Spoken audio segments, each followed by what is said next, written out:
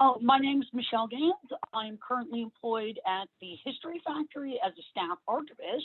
I was prior to this, I was at McDonough Innovation and Lincoln Memorial University, and I've been an active member of SAA for about 15 years now. I'm currently the outgoing chair of the the Accessibility and Disability Archivist section, and I was a founding member of the Independent Archivist section and past chair of the Lone Ranger section, and I've been involved in all over the place.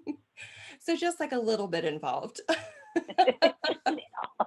Yes, wonderful. Well, thank you for your service in all of those sections, especially with the independent archivists and the accessibility sections. They're so critical. So thank you. Okay, for our first question, I have, what is an archivist? So when I'm talking to people about what an archivist is, I usually start with, we're like librarians, but very, very specialized, and we work with documents rather than books, but we work with books as well. When I'm talking to other archivists, I like to say that we are the protectors of history and the guardians of the truth. So it is important that we exist to ensure that history does not get changed, especially in the climate that we're seeing nowadays, where there's a lot of revisionism happening. Archivists are critical to ensuring that the truth is both protected and made available. Those are great answers. I love like the succinct example up front with like a librarian, but and also like that current events tie-in, I think is crucial. So that's a great answer. Thank you. No problem. Okay, question number 2. How and why did you become an archivist? So I came into the field accidentally. When I was an undergrad at Ohio State University, I was applying for a job as a student worker, and I thought I was getting a job at the university library. And when I got to the interview, I was like, well, this isn't the library. And I realized I was at the university archive, and I was like, well, I'm a student worker. I need a job. It's easy to get to. I'll take it. After 2 days of working there, I looked around and I said, you do this every day. What is this job and how do I get into it? And then Tamar Shute, who was the assistant archivist at the time, and now she's the head of archives at Ohio State, really mentored me into the field. She started giving me all kinds of work that was more like what you would do as a grad student. And then eventually, right before I left, I was actually helping with like putting together exhibits and answering reference questions. So she really kind of let me see what the field was like. And not only did I love it so much that I encouraged my best friend to also go to library school. So yeah, by accident, but once I discovered it, I realized that I'd been an archivist my whole life and just didn't know it. I find that we tend to all have similar like origin stories for archives. Like Right. what place I landed in.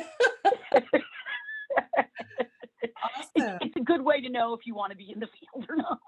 Yes, absolutely. And I also love that like you brought friends with you. Like this job is so cool. You need to do it too. Oh yeah, like the second day of library school, I called her. I was like, "Go to library school right now," and she's like, "I don't know." And I'm like, "No, right now." And now she's the head of the cataloging department for the Columbus Public Library System. So. Oh my gosh, that's so cool. Awesome. Okay, third question for you. What's the craziest thing you found in the archives? So this is a great story.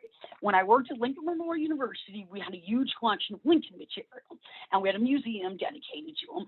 And I was cataloging materials and just trying to make sense of everything. And I run across this very tiny box that's like a shipping box, and it's still got the label and everything on it. And I open it up, and there's a piece of paper folded inside there, and there's some packing peanuts. And I dig through it further and pull out a skull. And the piece of paper with it is a letter that was written by some fraternity members who said that they ran across Lincoln's skull somewhere and wanted to return it to its proper home. The funny thing about this being, it was clearly a medical dummy because it had the spots where you wire everything together and it had numbers on it. And second of all, Lincoln's skull is with the rest of his body under 6 feet of concrete in Indiana.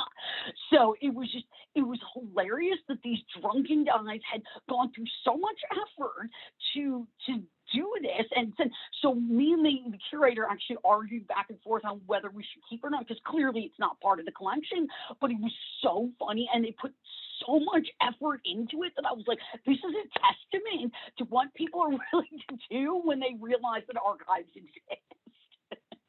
So hands down, funniest thing ever. That's a good one. I have definitely heard of, like, obviously, human remains have ended up in some archives, but to have a non-human remain donated, I mean, bless those frat boys. They tried really Right? I mean, and it was a great joke. I mean, it's still making me laugh today, and it's been 10 years. The grossest thing that I found, though, are those hair samples and those pictures of dead babies that they did for a while. Those were just horrible. Oh yeah. Yep. I think those and creepy dolls are up Right? there for me. Yeah. Especially the dolls where the eyes open and Oh my close. God. Oh, Yeah. that's the worst. Perfect. Well, those were our official questions. Is there anything else you wanted to share with us? So, a thing that I've been talking about a lot recently is how we have access to more information than ever, but people are less aware of how to discover factual information, how to verify the information you're getting is correct. And one of the things that I think archivists have tended to push off onto librarians is this whole idea of information literacy. And in the last 3 or 4 years, I'm seeing archivists take a more front and center stand in that, and finding ways to teach our patrons or people who are just interested in our archive or our collections what information literacy is. And I'm really glad to see us taking more of a leadership role in this, as opposed to just punting it off to our librarian friends. Yes, I'm so glad you brought that up. That is definitely something that, critical thinking, research skills, information literacy skills, all of those have always been important, but, bringing them into the fold officially and being better at that would be a good step for us. Definitely. And I see more people doing it organically, which makes me feel like, it's just going to be par for the course given another couple of years, which I'm glad for.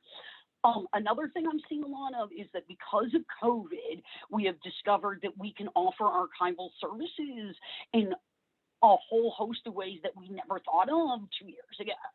And it's also made it really great for archivists, because we've discovered that we can work from home and accommodations can be made for people. So all of a sudden we've gone from, I'm sorry, we can't do that. I know you have a disability, but the rules state that we have to do it this way. And all of a sudden we're saying, well, we can be a little bit more flexible in that, what works for you. And it's making archival work a lot better for a lot of us. So that has been awesome to see. And my hope is that we're not going to just go back to the status quo as we move back into the normal swing of things. And most institutions seem to be doing a really good job of folding those policies from COVID just right into the new policies as we move forward. So I'm glad to see that. Yes, absolutely. In fact, follow-up question for you, especially knowing your leadership in the accessibility section. What can we do as a profession and as colleagues to help make sure that we are moving those things forward and keeping people accountable? Yeah, what I'm encouraging people to do is multi-level. So if you're in a position of leadership, absolutely lean hard on the fact that we have statistics to prove that we were just as productive, if not more productive, last year than we were in years past. And if you're just an employee, bring that up. a lot. So like when we're in meetings where we're talking about, well, as we transition back to the office, we're going to do this, that, and the other thing. Pipe up with the question, will we be able to continue to do this hybrid work from home, work from the office situation, which works really great for people with kids, for people who live with their parents, a whole host of reasons for why you want to make that easier to do. And I found that if you're in an HR meeting and you're already talking about asking that question is a really great way to get people to go, we haven't thought about that, but maybe we should. And I've also noticed that people are using this as an opportunity to push back on things like parental leave.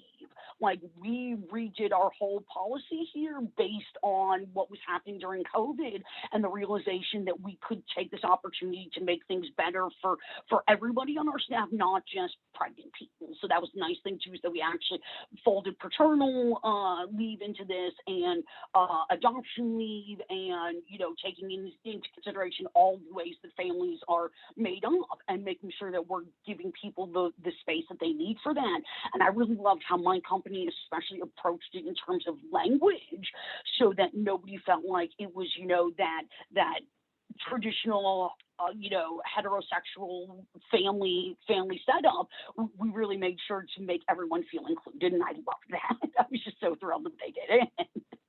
Yeah, that is great news. I love how you phrased it in terms of thinking about this last year, and of course the hardships for a lot of people, but taking the opportunity, at least in the learnings from this last year, to make things better for everybody moving forward. Exactly. And I know that it hasn't been uniform across the field like I had hoped, but I mean, a fair number of repositories are using this as a way to take those giant steps forward that we usually tell people to try to avoid. Because I know when I'm counseling people on how to make things more diverse and inclusive, I tell them it's not a giant leap, it's 1,000 little steps. But in this case, it's the opportunity to actually take a giant step when everyone is comfortable with, pivoting on a dime still. So I'm glad to see that people are taking advantage of that. Yes, absolutely.